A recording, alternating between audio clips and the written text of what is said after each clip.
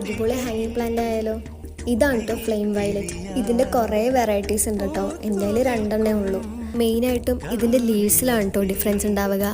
ഞാൻ 2 ടൈപ്പ് ഫ്ലവറാണ് കണ്ടുള്ളൂ. ഒന്ന് റെഡും ഒന്നൊരു ലൈറ്റ് പിങ്കും. ഈ ചെടി നട്ടു കൊടുക്കാൻ വേണ്ടിയിട്ട് നല്ല ഡ്രെയിനേജ് ഉള്ള ഒരു പോട്ട് വേണം കേട്ടോ സെലക്ട് ചെയ്യാൻ വേണ്ടിയിട്ട്. അതേപോലെ പോട്ടിങ്സ് ആയിട്ട് എടുക്കുന്നത് മണ്ണ്, ചകിരിച്ചോറ്, അതേപോലെ തന്നെ കുറച്ച് വേപ്പിൻ പിണ്ണാക്കും. നമ്മളെപ്പോഴത്തെയും പോലെ ബേസ് ആയിട്ട് ഇട്ട് കൊടുക്കുന്നത് കരിയിലകളാണ് കേട്ടോ. കുറച്ചും കൂടെ കഴിഞ്ഞത് വളമായിട്ട് മാറും. അതുകൊണ്ട് തന്നെ പ്രത്യേകിച്ച് വളത്തിൻ്റെ ഒന്നും ആവശ്യം ഉണ്ടാവില്ല. ഇതിൻ്റെ പ്രൊപ്പഗേഷനൊക്കെ വളരെ എളുപ്പമാണ് കേട്ടോ.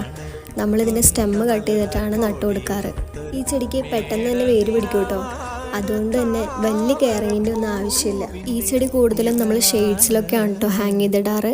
വെയിൽ കൊണ്ടു കഴിഞ്ഞാൽ ഇതിൻ്റെ ലീവ്സൊക്കെ കരിഞ്ഞു പോകാനുള്ള ചാൻസസ് ഉണ്ട്. അപ്പോൾ ഇതേപോലെ നിങ്ങളും ഈസി ആയിട്ട് കെയർ ചെയ്യാൻ പറ്റുന്ന പ്ലാന്റ്സ് ഒക്കെ ഒന്ന് ട്രൈ ചെയ്ത് നോക്കട്ടോ.